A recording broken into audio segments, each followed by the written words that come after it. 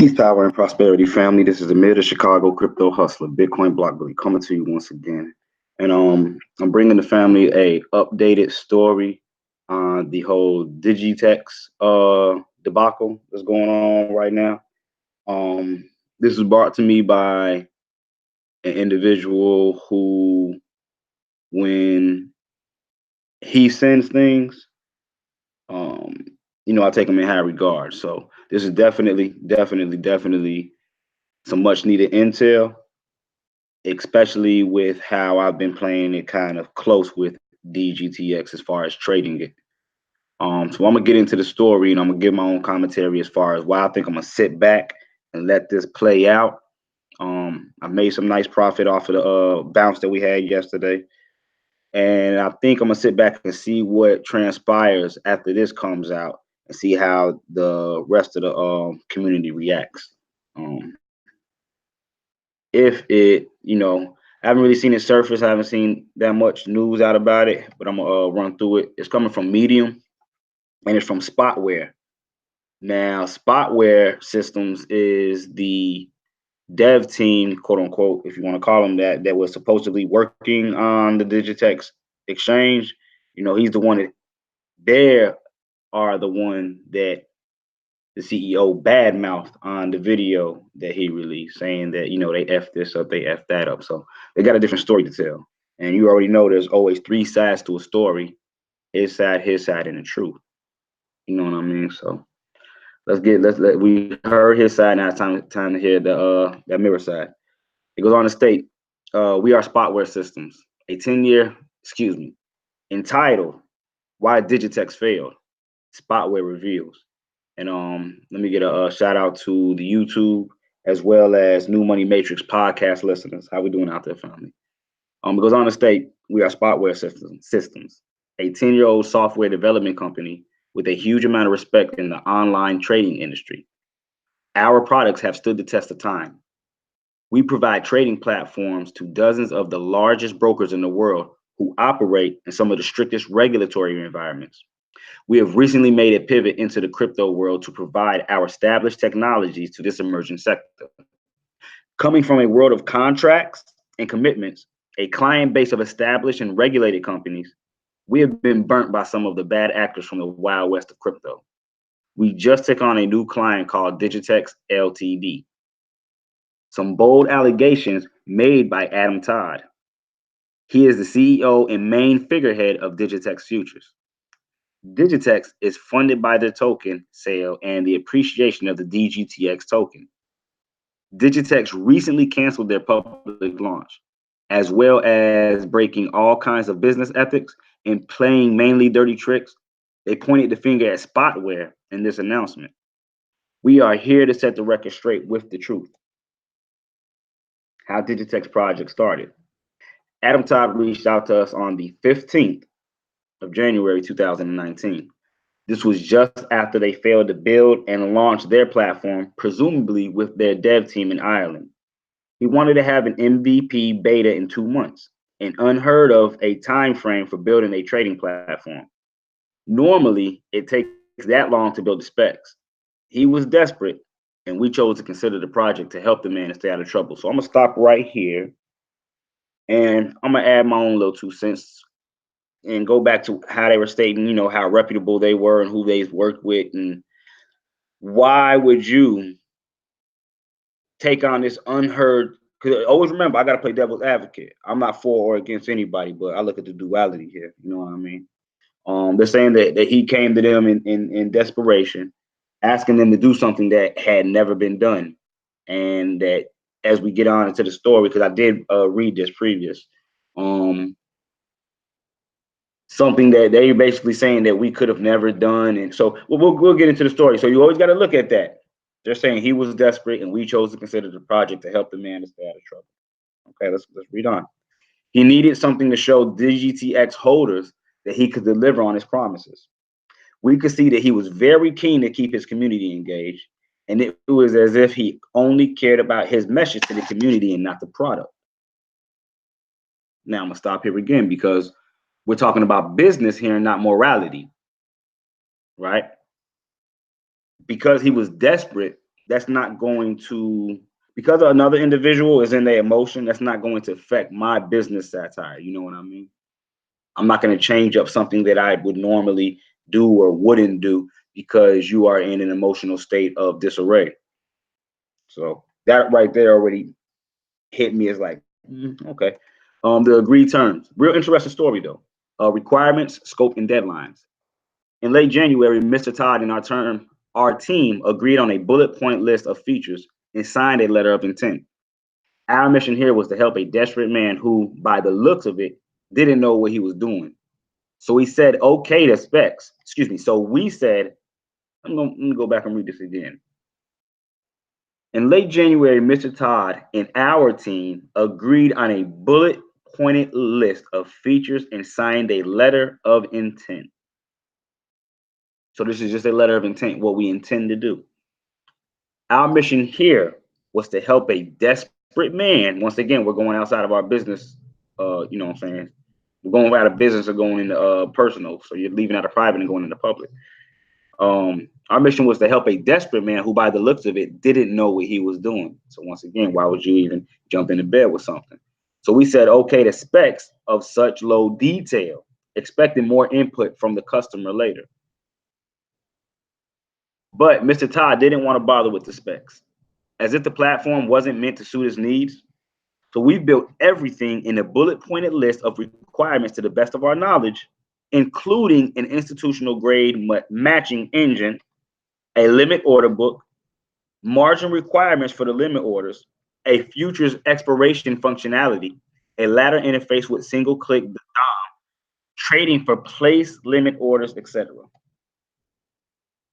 Let me see. I guess this is a text he put out. As for deadlines, we never agreed on anything. We delivered the beta MVP to the client on the 2nd of April 2019. This is when the UAT, or the user acceptance testing stage, was meant to start.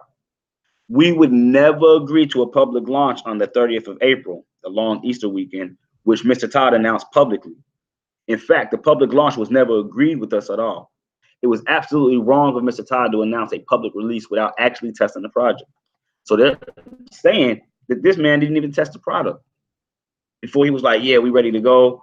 You know, I got this car on this hatchback. I ain't started it up or anything yet, but you know, it's ready to go cross country. Here go the keys, you know, give me the money, you buy it, go ahead and jump in it. I know you got a long way to go. So definitely not a good look on Digitex side. It is possible to build a futures exchange. Excuse me. Is it possible to build a futures exchange platform in 2 months? It is not possible. Spotware offers 2 out-of-the-box products: a C trader, a CFD margin trading platform, a CX exchange, a digital asset exchange product. Both are proven, mature products with millions of traders and with impeccable reputation. None of them are made for crypto futures exchange. Futures being an entirely different asset class. So they just said that it's not possible to build a futures exchange platform in 2 months. And they said that we offer 2 out-of-the-box products already put together. Here, you can buy this or buy this. We don't offer anything for futures. But Mr. Todd didn't care about that. He insisted that he needs a C trader-based product with relative minor changes. This essentially gave him a 10-year-old product within a couple of months. We agreed to help the man as he was out of options. Once again, outside of business and going into personal and public. He said many times that trying to build the platform himself was a road to nowhere. He cleverly said that Digitex outsourced the final build of the platform to Spotware. In fact, we managed the entire build. Don't forget, our first contact with Mr. Todd was on the 15th of January 2019. Digitex didn't contribute any code. They didn't even contribute any know-how. Did Spotware plan to officially announce its participation in Digitex? We did not. As a part of the agreement, we included confidentiality terms to make sure that Digitex can't use Spotware's name. We were afraid they would use it for token price speculation. We really did not want to be involved in their token business. It was agreed we were supposed to be a silent partner. We declined to do joint press releases and announcements. However, this condition was broken multiple times. We now realize it's possible that it could be done intentionally to pump the price of the token by leveraging the name of Spotware. Who set the 30th of April launch date? We had nothing to do with this. As professional spotware developers, we would never agree on a launch date until everything has been thoroughly tested and is bug free. Adam Todd decided to publish a launch date when we were just weeks into the project. The date is out there and it wouldn't look good for Digitex to change it.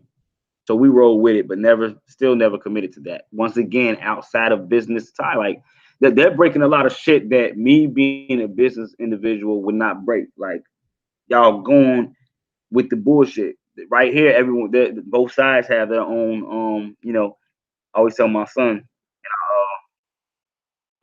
I also take this on myself. Accountability. You got to look at the part you play in everything. Never signed off on launching the platform on a 4-day period of bank holidays here. 26th, 30th of April, and the 1st of May are all bank holidays. Don't forget, Adam Todd first contacted Spotware on the 15th of January 2019. Just 7 days later, he is telling his community in a video on YouTube that Digitex is ahead of schedule and that there is a chance that the platform will be released in Q1. And as it seems right now, telling outright lies. One reason I'm going to sit back and watch what unfolds here. Right after, he states that everyone misunderstood their previous beta launch date of January, the same date he contacted Spotware. Clearly, Todd has no respect for deadlines. Where the Digitex project went wrong. After we built and delivered everything in the initial scope, which was signed off by Mr. Todd himself, very close to the MVP beta release, he came up with a number of new requirements. Again, oversimplistic, unprofessional, and generic. It was impossible to build them in a few days as he wanted. We required to build. Released a video post where he praises the platform again, which got us thinking of whether he wanted the platform to be released and put to production.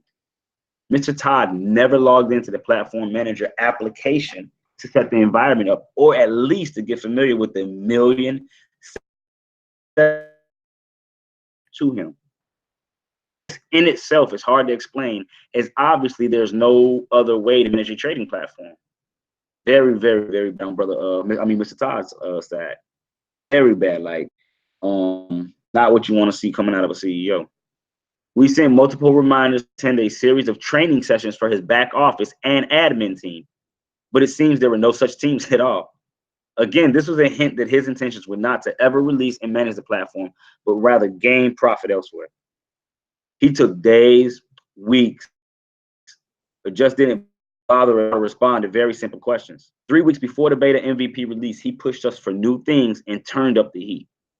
As you would do with a child, we had to tell him, explain that on good stage only be fixing bugs and performance testing.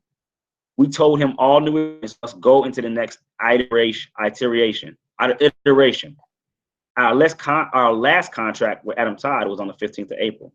They didn't even follow up on our suggestions on how to resolve his issues.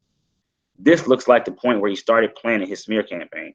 This was 2 weeks before the release date. We could tell he had no intention of meeting it. Wow. Adam Todd was clearly more interested in promoting the Digitex platform that he was never ready to launch. Thoughts on Adam Todd's video and post. The non-disclosure agreement, or NDA, between the parties clearly states that he cannot use our brand in his marketing activities. There have been a series of posts from Mr. Todd praising the platform we were delivering to him. Even though he was all positive about our product, we requested not to mention our brand names. He refused to take our logo down from his website. He refused to take down other posts with mention of our brand. This in itself is grossly unprofessional and is in breach of agreement. Clearly, he illegally used the weight of our brand for manipulation purposes elsewhere. We are certain somebody is already checking his trading activity, meaning they're going to see, was he dumping while putting all this news up and the price was going up? Mr. Todd has done a very good job of bending the truth to fit his agenda. Some parts are completely fabricated, and he has clearly decided to use Spotware's name as a scapegoat to minimize the blow on himself or for his manipulative objectives. Which parts of the video stand out? First of all, a platform which has been around for so long used by so many well-established global financial institutions and far more reputable companies than Digitex, could be unfit for purpose is complete insanity. Once again, it's complete insanity the amount of unprofessional moves that these entities also did along with the other entity, in my personal opinion.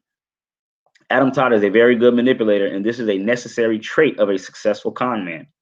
He claims we couldn't do things, then contradicts himself in the next sentence and says that we could. When he gets quoted, they only publish the part of his comment that will be clickbait. The entire context of this video was set up to achieve this and get third parties to do his bidding. All those who oppose get banned. Here are some highlights from a series of substantial claims made by Mr. Todd. The platform didn't have a 24-hour volume figure, and we can't get one. This was not in the initial set of requirements signed off on the 1st of February 2019. It was later agreed to add this feature, along with last traded price and last traded volume figures, which also were not in the initial requirements. We agreed that we could only deliver 2 out of the 3 of those features. Mr. Todd chose which 2 were most important for the first release. It's not possible to add spot pricing to the latter. And there, what's written in italics, quoted, is by Mr. Todd, and then this is their response. Not in the initial scope. We estimated this and sent an offer with options on the 11th of April. He stated once again, no price of the underlying trading instrument in the platform. It was there all along, as they responded. We integrated with CoinMarketCap and Bitcoin Average to show this in the watch list. We told Mr. Todd that it can be shown as a separate instrument to avoid extra development and time to market. Mr. Todd accepted this. Once again, Mr. Todd stated, can't remove buttons on the chart of the disabled symbol, underlying asset. That's impossible. They replied, not in the initial scope. We explained multiple times that this is considered a new feature and it will need to be planned for the next release.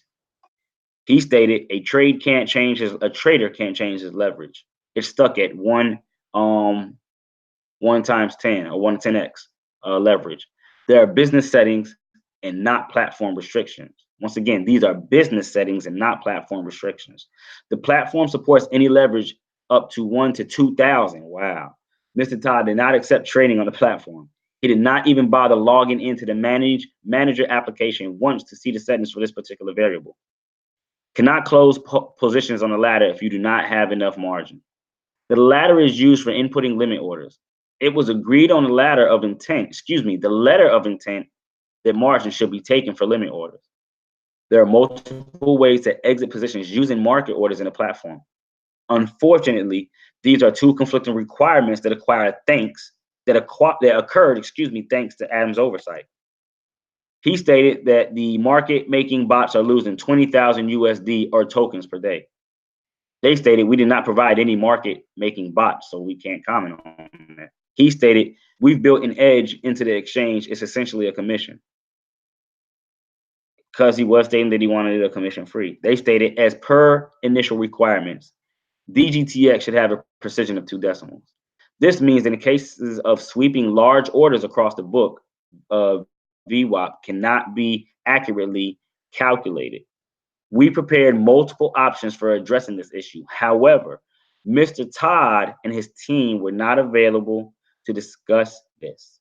He just simply said that it doesn't work. They came back and said all requirements were met. It's obviously working on the screen in the video. Product was delivered. We could easily argue that we are in the right for every single point made in Adam Tom's shameless video. Besides being a total scam, there's only one good alternative reason for not accepting the platform. The company did not have the funds to pay for it. Spotware's take on the commission-free Digitex exchange project. The business model was questionable, to say the least. Running an exchange is a costly operation, especially today with all the new regulation globally. But most importantly, revenues need to scale together with expenses. Not sure how it'd be possible to finance through issuing coins, but this is none of our business. What's more important, it recently became apparent to us that Mr. Todd did not have the infrastructure to place for the public release date, which he one-sidedly decided on and announced publicly. This includes the absence of a KYC AML team, or Know Your Client and Anti-Money Laundering. making his amateur operation entirely illegal right from launch. Other pieces of the puzzle were not in place either. What it was like working with Adam Todd. They say it was challenging. He could never articulate requirements. His managerial skills are maxed out at pointing at stuff, threatening, and swearing. Adam Todd is a salesman. That's where his aptitude for business stops. He did not show any capacity for understanding financial markets, mathematics, or software development process.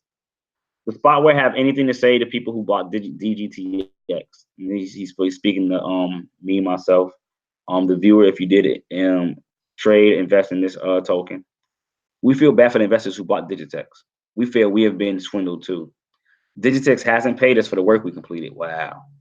We understand that our pain is insignificant in comparison to some people who bet their life savings on the DGTX token.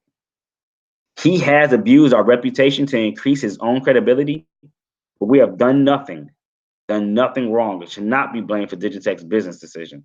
To discard the working product, which we built according to a scope of work approved by Mr. Todd himself. For anyone who doesn't believe us, we will be releasing a demo of the platform we built for Digitex publicly once we remove their branding. The community of Digitex investors can decide for themselves if Adam was right to abandon the product we developed. I can't wait till they drop that. Was Spotware suspicious that Adam Todd was planning something? Yes. There was a distinct lack of engagement through April. All the while, he was at the Paris Blockchain Summit between the 13th and the 19th of April. Adam was confirming the 30th of April launch date. At the same time, Digitex is expressing their gratitude to Spotware on their website and social media, which is a breach of confidentiality agreement for a well done and making pre-launch teaser videos. In hindsight, it looks like Digitex tried to set this up so it would come tumbling down on Spotware. They published the video at 7 p.m. on Friday night, knowing it would be difficult for us to respond. This attack needed to be planned. These efforts should have been focused on meeting their own launch date, not orchestrating a PR assault on Spotware. Was Adam Todd just hijacking Spotware's reputation? We put a tweet out on the 18th. Digitex is sure to be in good hands with Spotware development team as we prepare to launch at the end of this month. Today, Trades by Dave shares more on why Digitex has been on the uptrend. Oh man, who knows what his plans were? Who knows how much the token price appreciated by leveraging Spotware's name? Judging by the historical charts, it would seem to be about 4x. Who knows if he dumped his token once the price had peaked? At the point where he already stopped communicating with Spotware, who knows how many he bought back at the low? Who knows if this will all happen again in another 3 months? Who knows how much was made at the expense of tarnishing Spotware's name?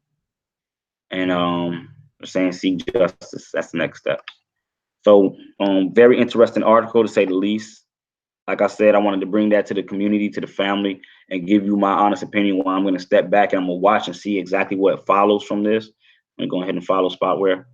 Now, when we look at the, and I actually called this, let me go over the trading view. I actually seen, it had nothing to do with what they're talking about, just doing technical analysis. I seen what looked to me as bearish divergence, and I actually called it on the Instagram page saying that, hey, you may want to exit positions. Bearish. I may not have said exit positions. I said it's bearish divergence, which usually means that it's going to turn around and go into the uptrend, something that matter. And I shared my screenshot of my chart on the Trading View exchange as it relates to DGTX versus Bitcoin on HitBTC, if I'm not mistaken, or maybe USDT. Let me see. DGTX it's versus Tether. So let me see. We're on a 15-minute chart. Go to a day chart.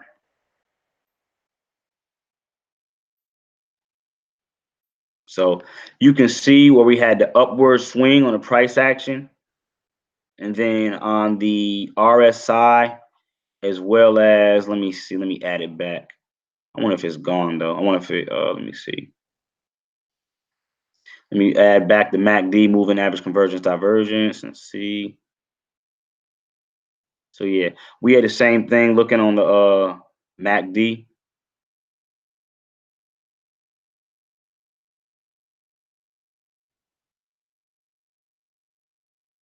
where on the price chart we had from point to point a upswing. On the MACD, you had a slight downtrend. On the RSI, you had a significant downtrend as well, showing once again bearish divergence in the chart. Now, what's happened since the drop? I know we were able to capture anywhere between 10 to 40% for those that entered anywhere close to the bottom. Let's see. Wow, 187%. Definitely didn't know that much. That was roughly from the wick on up. Let's go body close. About about 80% over the last 3 days since the 26th. So I don't know. Chart actually showing me something different than the article I just read. So I'm gonna sit back. I'm gonna watch this. Interesting. We still got volume coming in as of right now. I don't know if this news just isn't out, or if individuals are looking at it like, hey, it's three sides every story. He's saying it's them, they're saying it's him. Traders usually don't pretty much care much for that type of fundamental stuff. You just look at the charts and take it for what it is. Um, hmm. Interesting setup. Interesting setup to say the least. I'm gonna sit back. I'm gonna watch this. I'll bring updates and keep everyone in tune on what's going on with the platform, the charts, price action, and everything. I hope this was helpful for those out there that may have been thinking about diving in, may have dived in, or you know may have took a loss and is deciding whether you should retain your tokens or move along and go ahead and exit if you get a nice exit position. Until the next video, until the next podcast, this is Amir, the Chicago crypto hustler, Bitcoin block buddy. Peace, power, and prosperity, family. I am out of here.